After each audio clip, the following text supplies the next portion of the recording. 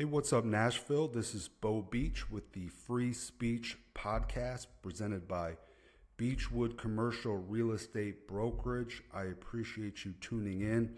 We've got some very interesting stories to cover with you today. I am going to get out in front of this and apologize if I do any coughing. I don't know about y'all, but the whooping cough is going around. It's gone through my family, and you know, it's not that big of a deal, but occasionally a man just needs to cough. So I'm apologizing in advance for that. I'm going to tell you a very interesting story. If you like business, if you like business strategy, if you like business models, I've got a very interesting story to tell you about Bed Bath & Beyond, a company that actually went bankrupt recently, liquidated all of its assets. One buyer bought the intellectual property rights to their baby brand. One buyer bought the intellectual property rights to Bed Bath & Beyond. They've been trying to make money with those rights, and I'm going to update you on how it's going for both of those parties. So Bed Bath & Beyond's intellectual property rights sold off to two separate buyers who are attempting to revive those brands in different ways. I'm going to give you an update on both of those. That's story one and story two of the day. Next, we're going to talk about Wework in downtown Nashville. They recently closed their flagship location, and now they are partnering with their competitors in an effort to give their clientele access to more co-working centers. This is not something that Wework has ever done. I think it's very interesting. I was in the co-working business for a number of years, so perhaps it's just me that thinks it's interesting, but I'm going to walk you through that story. Next, a popular online boutique called Pink Lily relocates its headquarters to Nashville. I'll tell you that story. Next, will Tennessee get a women's professional soccer team? This is a topic that's near and dear to my heart because I have two girl soccer players that play at the highest level. I would absolutely love to see a professional women's team come to Nashville. I'll tell you that story. Overall grades for the governors across our country. I think you will be surprised where our governor falls, Governor Bill Lee, in this list. Each governor was given a grade from A, B, C, D, E, and F. I'm going to give you some of the highlights of that grading system.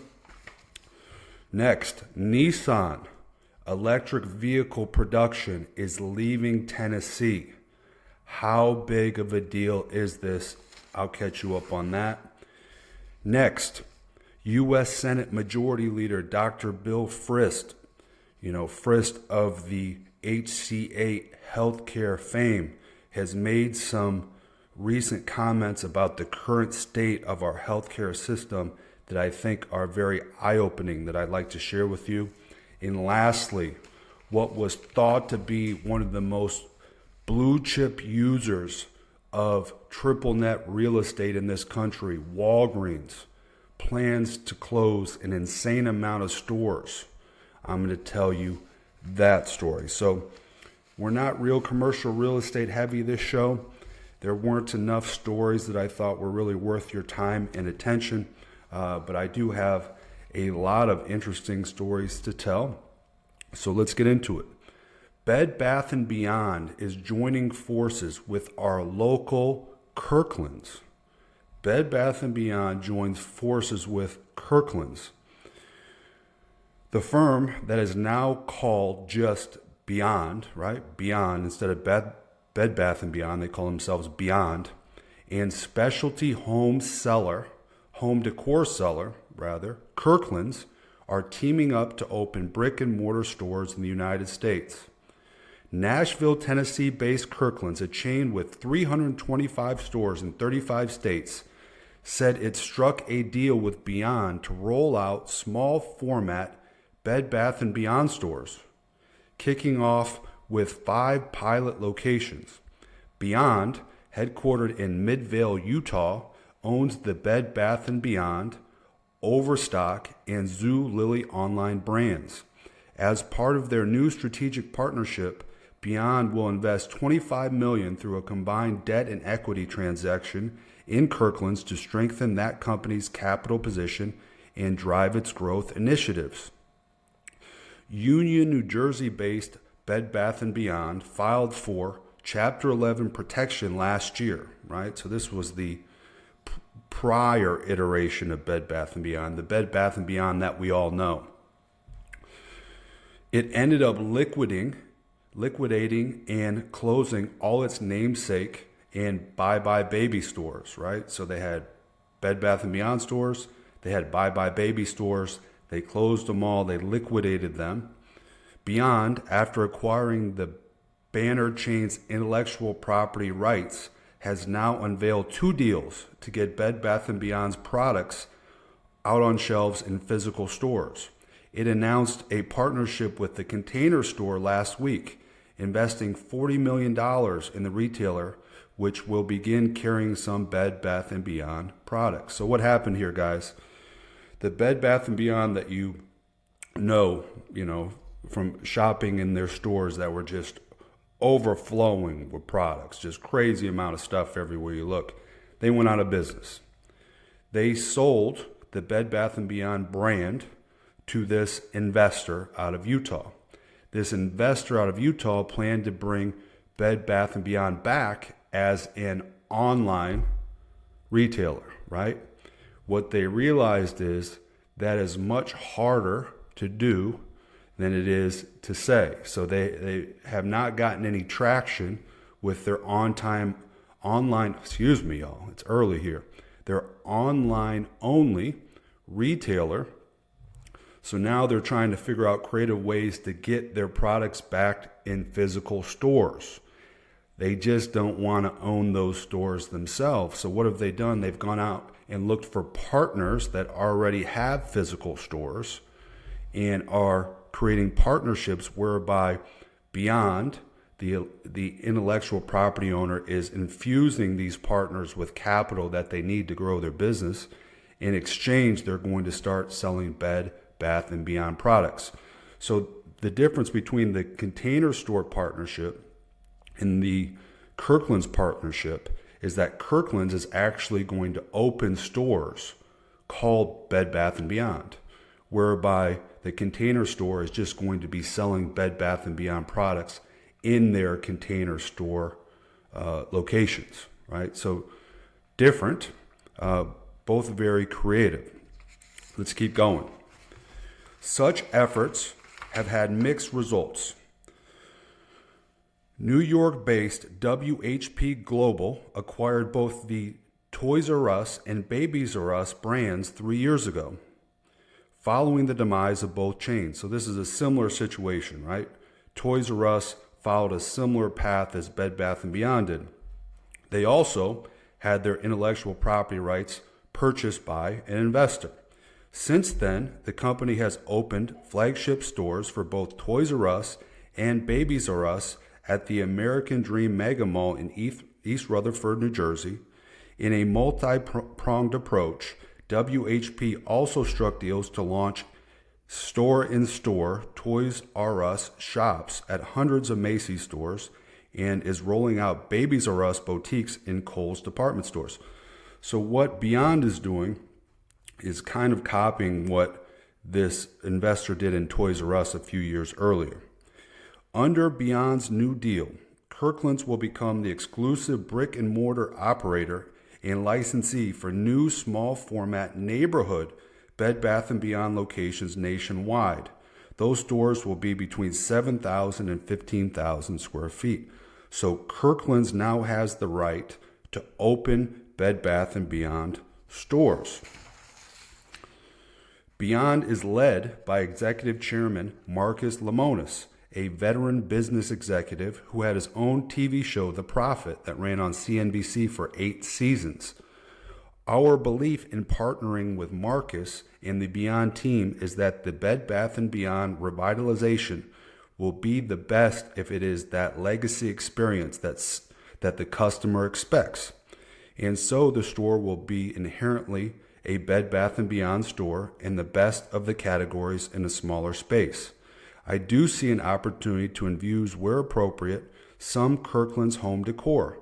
Think of, a seasonal shop, but the store would be true to what the customer expects from a Bed Bath & Beyond. So, a little bit different, right? They're opening Bed Bath & Beyond stores that will be owned by Kirkland's, and Kirkland's is going to have the store-in-store, which they're calling a seasonal shop. As part of the Beyond partnership, Kirkland's will also get a non-exclusive license to operate shop-in-shops under the Bed Bath & Beyond banner at the locations and in the size and format mutually agreed upon by the parties. So, you may also see Bed Bath & Beyond store-in-stores within Kirkland's branded stores.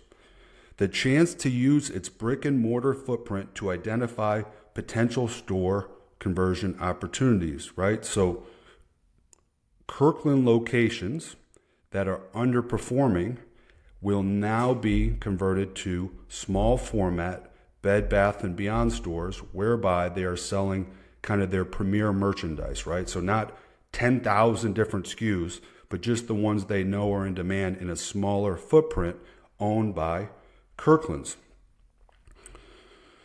This would be better than the deal with the Container Store, which just includes opening a department within the store to sell Bed Bath & Beyond merchandise. With its deal, Kirkland's will get access to Beyond's e-commerce platform and technology. Quote, an omni-channel approach to Bed Bath & Beyond is quintessential to its success, Lamona said. We understand that retail is both an art and a science and have vetted the management team and infrastructure of Kirkland's Home as an ideal organization to help bring the iconic Bed Bath & Beyond brand back. That's a lot of B's. The key to retail is efficiency in assortment, space management, sourcing, and merchandising, all while recognizing that smaller, tighter footprints with significantly lower fixed cost models is a winning recipe. Quote, Bed Bath & Beyond has likely found an online-only offer is very difficult to make work. This is from a third-party analyst now. So they found like the online-only offer is very difficult to make work, mainly because it's hard to maintain visibility with consumers. From their own results, we know that the sales numbers have been poor since they took over the business. They are now making a concerted effort to build a physical presence, and rather than doing this via their own stores, they are partnering with other businesses.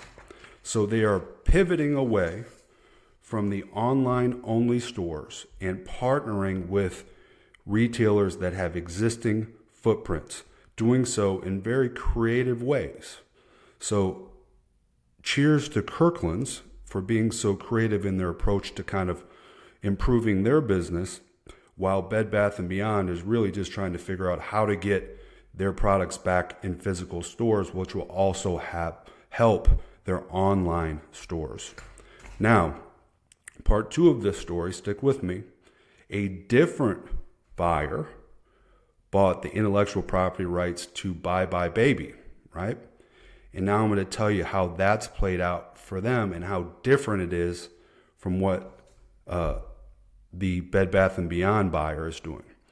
Retailer Bye Bye Baby's brick and mortar comeback is ending after roughly 1 year. So this buyer put Bye Bye Baby immediately back into brick and mortar after the purchase, and now they're closing all of those stores. So it's exactly opposite of what the Bed Bath & Beyond brand is doing. The specialty baby goods chain, which has 10 stores on the East Coast, said it will be shuttering those locations by the end of the year. Quote, we're transforming into a digital-first brand, focusing all our energy on providing an exceptional online shopping experience. So one of the brands is going from online only into the stores, and one of the brands is going from stores to online only. That doesn't make a whole lot of sense, does it? What's happening is both of these buyers are struggling to make either of these brands work, and they're continuing to pivot as a way to figure it out. The original Bye Bye Babies chains, 120 stores, were closed last year after its parent, Bed Bath & Beyond, filed for Chapter 11 and ended up liquidating. but Bye Bye Baby was reborn last November by the company that purchased its intellectual property and trademark rights for $15.5 million, namely Dream On Me Industries of New Jersey. Ironically, Bye Bye Baby unveiled its store closing plans the same week that the company that bought Bed Bath & Beyond intellectual property rights acted to regain a presence in physical retail for that brand. Boy, that was a mouthful, y'all. Way too many B's. It's too early in the morning. I'm not caffeinated enough. But the story to be told here is, when you're kind of buying from the ashes of these failed retailers and you're trying to bring them back, there's no obvious way to do it. So they're kind of testing and iterating and pivoting, and they're both ending up in different places. So it'll be interesting to see how either of those brands makes a comeback. But because Kirkland's is local, I'm absolutely rooting for them. I hope they can make it work. It's a very creative strategy. All right, let's keep moving. Wework closes its flagship location, then partners with its competitors. Never in all the years that Wework has been open have I seen them partner with competitors. The co-working giant is adding 2 new bookable locations in the LNC Tower and UBS Tower in downtown Nashville. One called the Intelligent Office Nashville is located at 315 Diedrich Street, and the other called Venture X downtown Nashville is located at 150 4th Avenue North. These are Wework's supposedly 2 newest local additions. Wework Workplace members will have access to the 2 third-party locations in addition to the company's existing operations at Midtown's 8th and Chet office building and at 901 Woodland Street in East Nashville. Wework Wework has more than 500 locations around the world, and the new partnership gives members access to 75 new locations in the U.S. Last November, Wework filed for Chapter 11 bankruptcy. As part of the filing, Wework requested the ability to reject leases of certain locations that the company called largely non-operational. So, Wework used to be the biggest and baddest co-working center on planet Earth. And in the United States. And really, they tried to put their competitors out of business by offering artificially low rents for their offices. They were undercutting the market, taking huge losses, and trying to put their competition out of business. Now that it's Wework that is struggling so mightily, they've been through bankruptcy twice now. Now they're flipping the script and saying, oh no, now we need to partner with our competitors because we don't have enough locations for our clients. Wework thinks one of the strengths of their offering is they have all these different locations. So if you want to, you can buy a membership that allows you to use offices at every location. I'm not sure I buy that. I'm not sure that it's really that useful to be working at different offices all the time. But historically, I've really not agreed with a lot that Wework does, So partnering with their competitors, to me, looks like a big cry for help, a desperate move. And I don't know if Wework is ever going to get it together. They've never had it together in the history of the company. They've always lost money. So partnering with competitors, I'd like to see, what the competitors get. I wonder what are they paying their competitors for their competitors to be willing to do this. It's interesting. I wonder what the incentives are for their competitors. But we don't know that. Perhaps we'll eventually find out. And when we do, I'll share that with you. Let's keep moving. Popular online boutique Pink Lily relocates its headquarters to Nashville. Pink Lily signed a lease in a Music Row office building for its first office in Music City. Pink Lily, led by a husband and wife duo, was founded in Bowling Green, Kentucky. The online boutique started nearly 10 years ago, offering a range of apparel, footwear, and accessories. The company is one of the fastest growing online retailers in the U.S. with 300 employees, 15,000 products, and $120 million in annual revenue. Pink Lily will maintain its fulfillment center in Bowling Green. 1030 Music Row, a development by Pantone Development Company, opened in the summer of 2022 as Nashville's first timber-framed office building. The 122,000 square foot building has had tremendous leasing success. There's only 4,500 square feet of office space still available in the building. Midtown office space has become increasingly popular over the past few years. Historically, leasing activity has been much higher downtown than in Midtown, but Midtown's yearly total has seen an increase each year since 2020. I agree. So most of the leasing activity that we're seeing is happening outside of the downtown core. Midtown, Music Row, Germantown, Williamson County have been on fire, whereby the downtown core, for the first time in a long time, is struggling to a certain extent. Nevertheless, one of the fastest growing online boutiques in the country just moved to Nashville, and that's worth celebrating. Will Tennessee get a women's professional soccer team? A group is bidding to bring a team to Nashville, and Nashville was recently chosen as one of the few finalist cities. Music City is home to the largest soccer-specific stadium in America called Geodis Park, a beautiful park if you've ever been to a Nashville SC game, where the women's team would play and also wear the same colors as Nashville SC, known as electric gold and acoustic blue. I think they made that up. Electric gold and acoustic blue.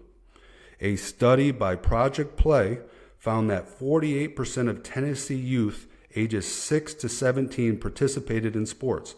So less than half of our youth are participating in sports, with a gap of at least 10 percentage points between girls and boys' participation. Girls of Tennessee have no representation of women's sports except on TV. We have an opportunity to not just establish a team, but also establish an academy to establish opportunities for youth to participate in the sport by having something that they can visit and be part of. So what that means is an academy, because Nashville SC has an academy too, whereby they have youth teams. So the best soccer players in Middle Tennessee are recruited by Nashville SC to play on their academy team. And it's an all expense paid opportunity, right? They even pay for their schooling. So all the Nashville SC Academy players go to Ensworth, a private school with a cost of over $30,000 per year at the cost of Nashville SC. So all of your travel, all of your training, all of your schooling, all picked up by Nashville SC. What they're suggesting is if there were a women's team in town, they could have a similar academy for the ladies. There are currently 14 teams active in the league, with an expansion franchise in Boston beginning to play in 2026. This same group started the pursuit to bring an MLB team, Major League Baseball, to Nashville, but pivoted after the league announced an expansion wouldn't happen until after 2027. So, I think they're going to pull this off. If I were a betting person, I think they're going to pull this off. They're going to get a women's professional soccer team that will work hand in hand with the men's team, wear the same colors, practice in the same places, use the same stadium, and perhaps even have a very similar academy, which would be awesome. You know, I'm very biased in this. I have 2 high-level girls soccer players.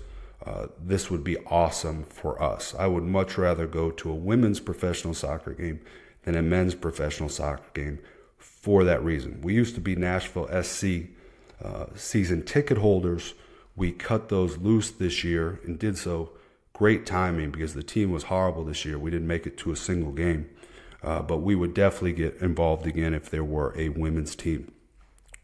Now, I came across an article that rates the governors, all 50 governors. And, the way they rate governors, of course, is complicated. But the idea is they were looking for the governors that are trying to manage their states as efficiently as possible. So small government, no waste, who's doing it the right way.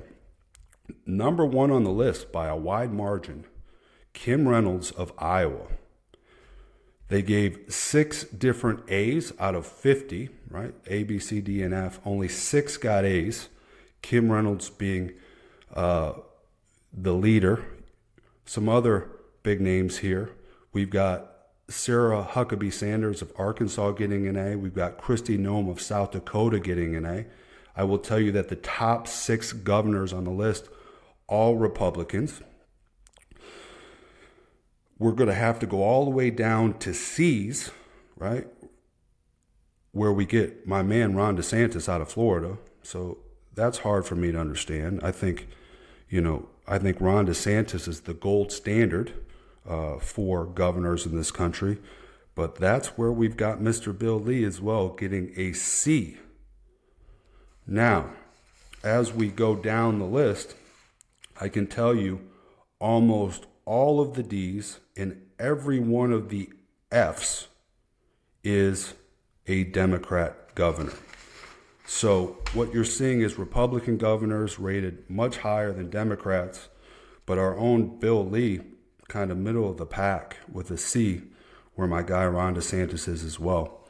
I thought that was pretty interesting. I was hoping to see Bill Lee getting an A, but he must not be doing enough to downsize government, make it more efficient, which is absolutely what I want out of my government. I want my government to be small, do as little as possible, at as little cost as possible.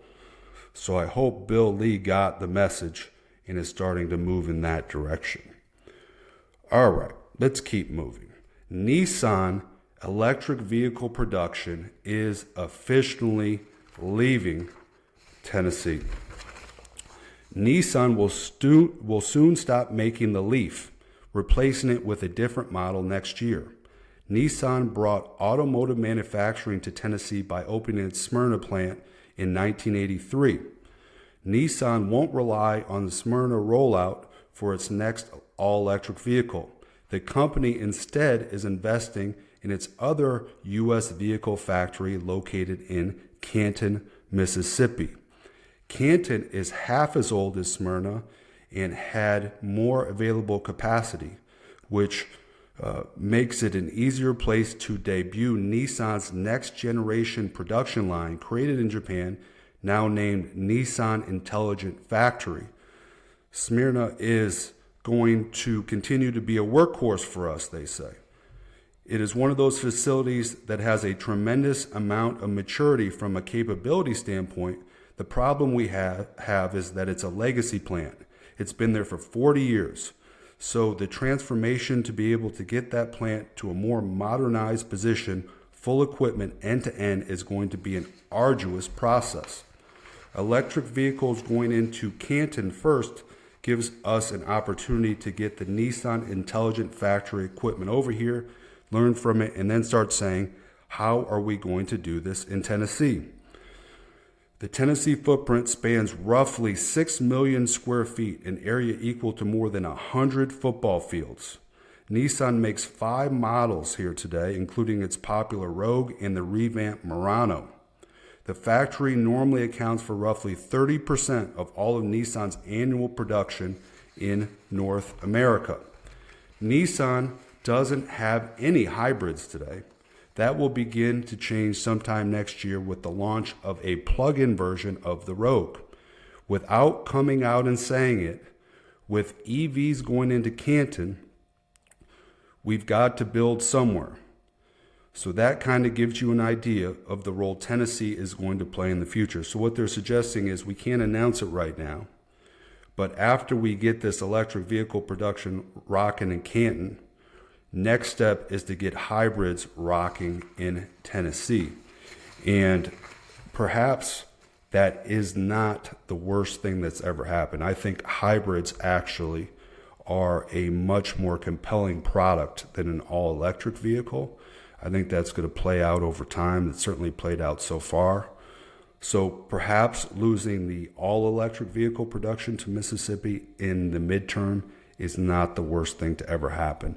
Production will keep cranking out of Tennessee. It's just not going to be with the all-electric vehicles, because the Leaf was their only all-electric vehicle. That's being discontinued, being replaced, and will soon be manufactured in Mississippi.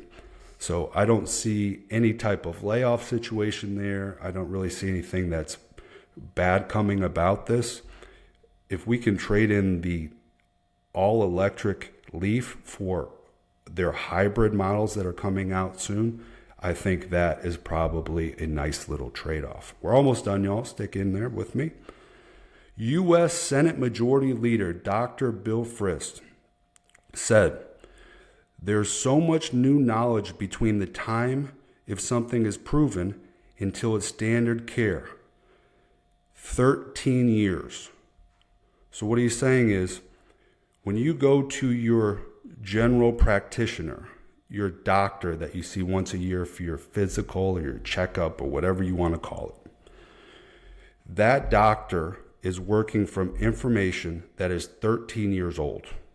And anything that we've discovered, and discovery has been fast and furious in the health business in our country, is you're not getting access to it. There's a 13-year delay in medical information making it to general practitioners. I've always said, meeting with the general practitioner once a year to do your annual checkup is not nearly adequate. These people are not positioned to help you actually improve your health. They are there to prescribe you drugs.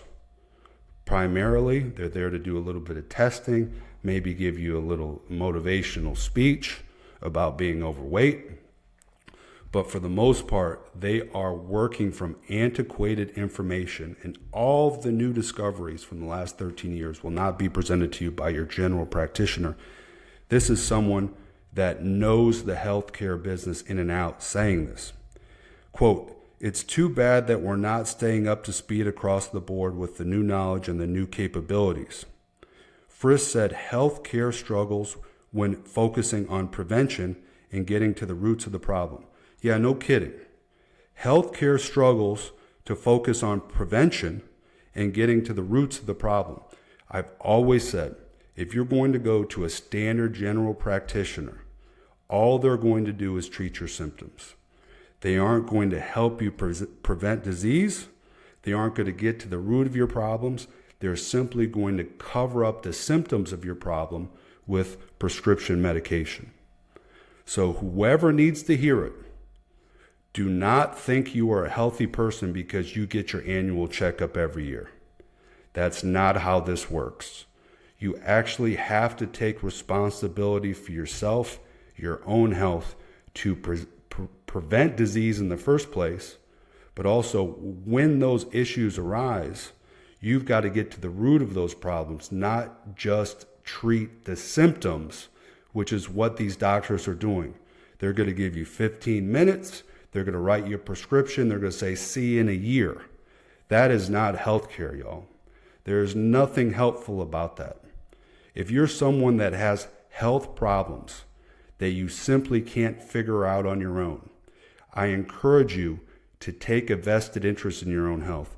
Try to figure it out for yourself. Think for yourself. If you're, for whatever reason, not capable of thinking for yourself and you need a third party to guide you, your general practitioner is not the person.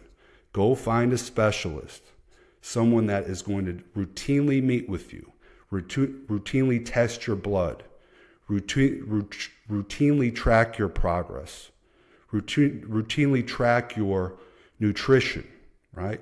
Your diet, your exercise regimen. You need to be meeting with these people much more often than a year, at least once a quarter, and track your progress towards your goals. If you want to prevent disease or get to the root of your current problems, going to the doctor once per year for an annual checkup is not going to do it. And the doctors themselves are admitting so. So listen when they tell you a general practitioner is not going to help you get healthy.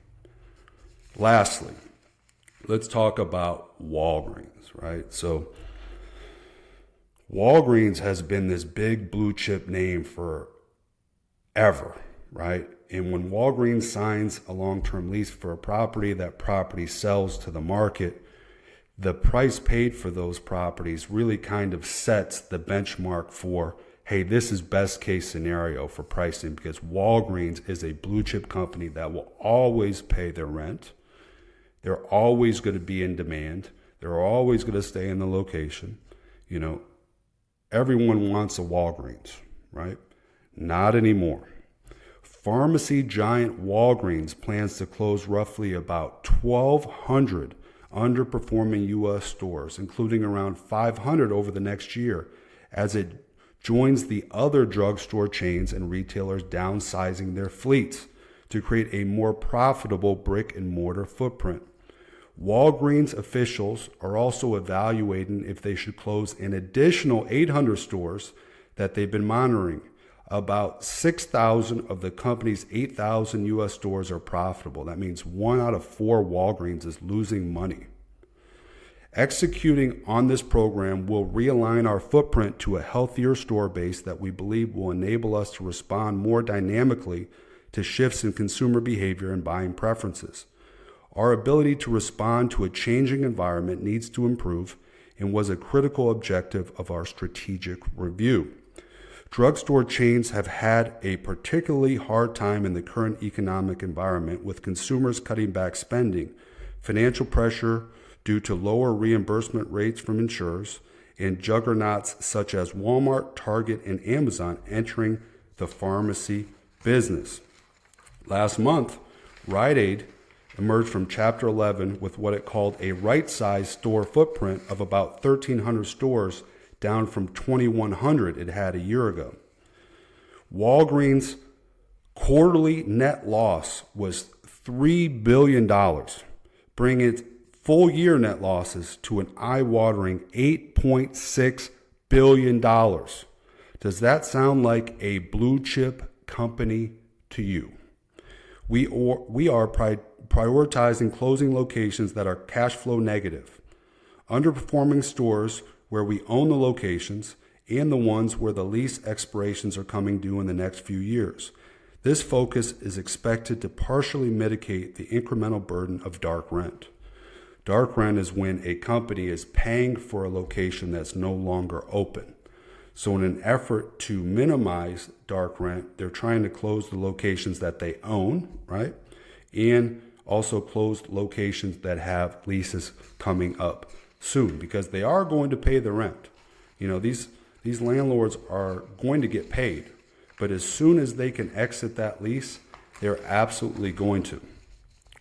Consumers are buying their sundries and beauty supplies elsewhere. So the junk that they sell besides medicine, people aren't buying it. From our data, high prices, poor assortments, a lack of customer service, ding, ding, ding, ding, ding, terrible customer service, and terrible store environments all share some of the blame for this ongoing deterioration. That's right, y'all. Let me say that again. High prices, poor assortments, lack of customer service, and a terrible store environment. That sounds exactly like the pharmacies that I know. I loathe going to the pharmacy. And if I were somebody that was taking prescription medicine, which I'm not, but if I were, and I had to get this thing refilled all the time, the last thing I want to do is show up at a Walgreens and stand in line with a bunch of sick people to get it. I'd much rather get on Amazon, set it up one time, and have that sucker automatically sent to me every time I need it. You know, Walgreens is in a very, very tough spot, as are many of the other pharmacies that are feeling similar pain. So what you're going to see in the coming years is many of these pharmacies were overbuilt. There was consolidation, right? And now there are just too many stores. So you're going to see a lot of these pharmacies go dark, be replaced with other uses. One of the most popular uses I've seen thus far has been dollar stores, who's actually a competitor of pharmacies. So you've got dollar stores backfilling pharmacy space. You're going to see a lot more of that going forward. Walgreens is in trouble. The entire pharmacy sector is in trouble.